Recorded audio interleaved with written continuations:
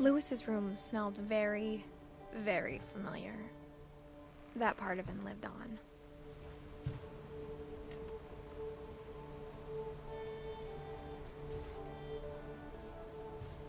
He was so proud of being Indian. I think for him, it was a way to be something other than just a Finch.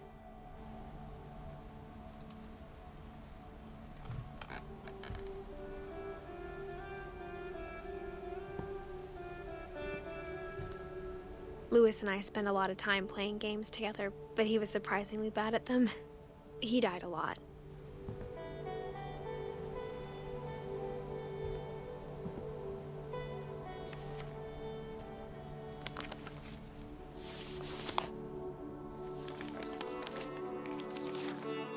Dear Mrs. Finch, as Lewis's psychiatrist, I can understand your desire for an explanation.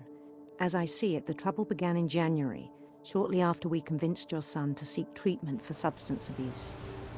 Newly sober, I believe Lewis first noticed the monotony of his daily life.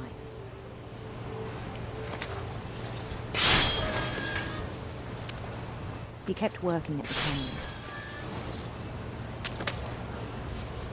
but he withdrew part of himself. In our sessions, I saw the same behavior. His mind began to wander. I asked him to describe it. He said he started small, imagining a labyrinth.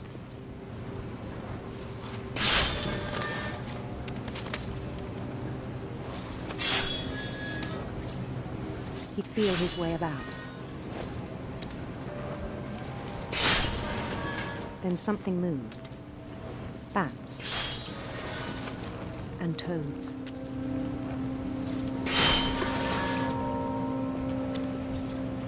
And things that have not names.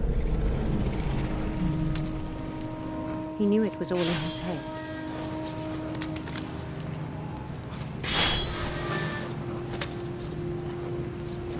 He took it very seriously. I had hoped he'd find himself.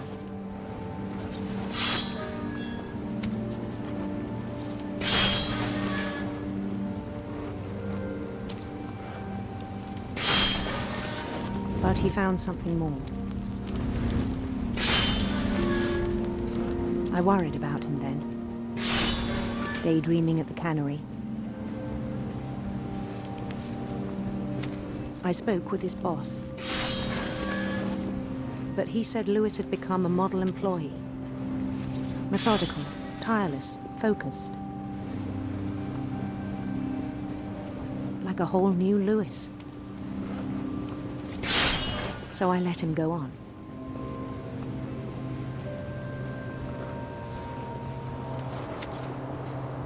I even encouraged him. It seemed very promising at first.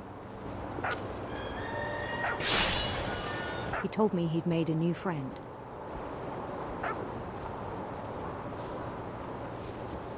On the edge of a city he named Lewis-topia. He built the city up slowly, brick by brick.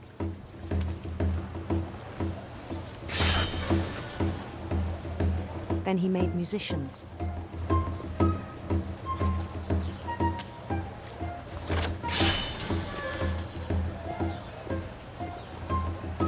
And songs for them to play.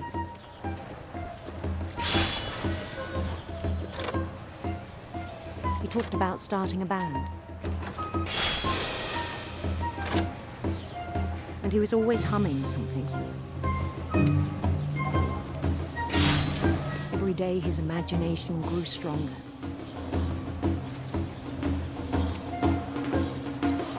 He no longer spoke at the cannery. But his chopping was as reliable as ever. Then one day it struck him that all the cheering crowds, even the stones under his feet, were all in his imagination, so he could do whatever he wished.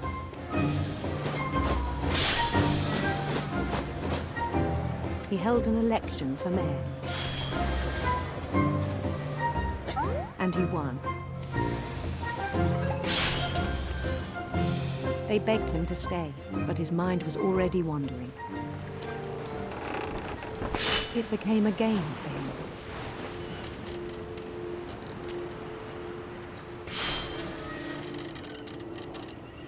He'd conquer a city, then immediately push on.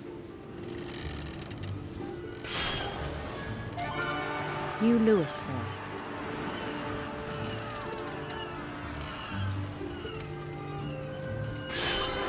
St. Louis. He started drifting away from our reality.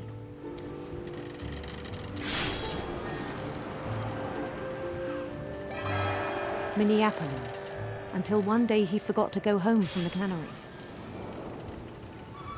Even as his mother pleaded with him, part of Louis kept sailing on.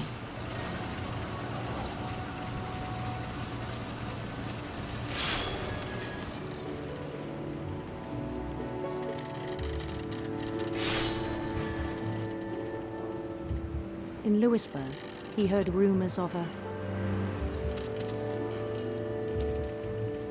handsome queen.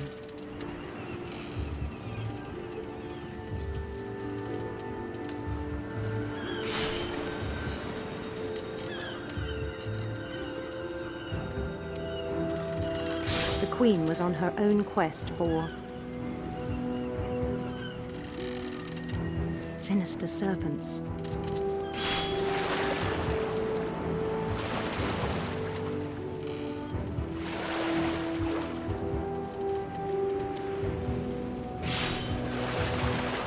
He followed the sound of her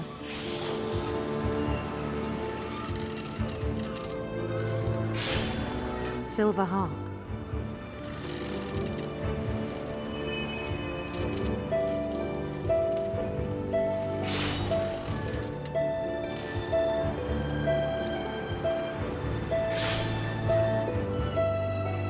His chase led him to a golden palace east of the sun and west of the moon.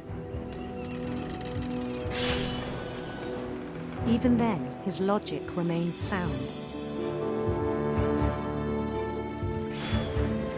He knew the world was all in his imagination.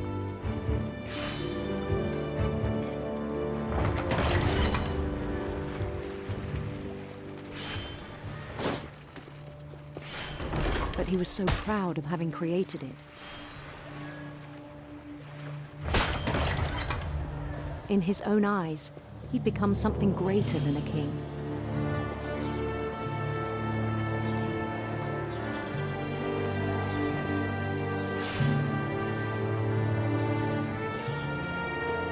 For someone who'd never known success in the real world, I think it was overwhelming.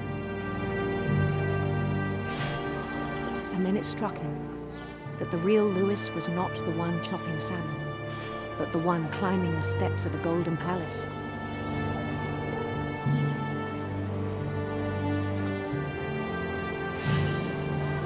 My imagination is as real as my body, he told me. It was hard to argue with him.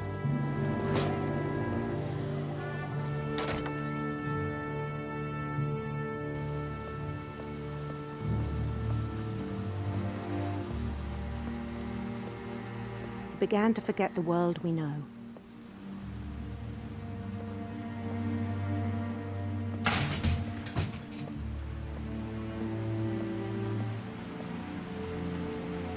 I think it pained him to remember Louis, the cannery worker.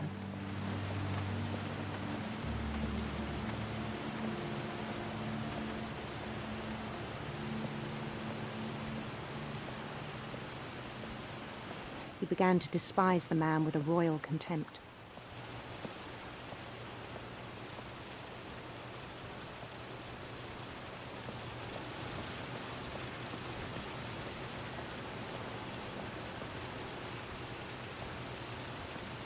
I still thought I could save him. Even after he said he was being crowned king over all the lands of wonder. The palace would be packed with his companions.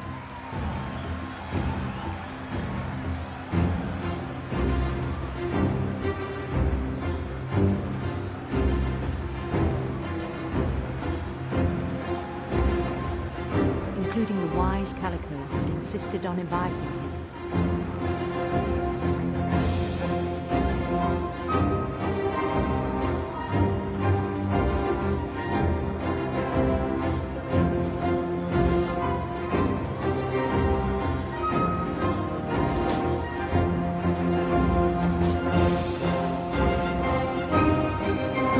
His queen waited, holding his crown.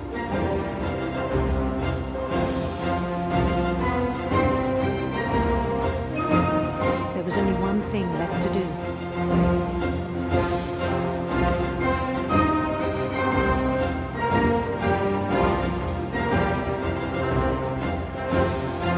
Bend down his head.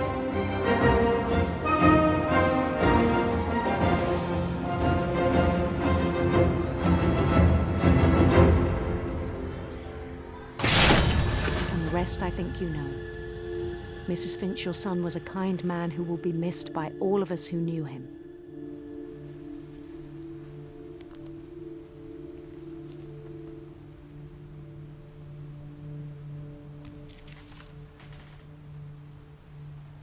My brother was really cool. I wish you could have met him.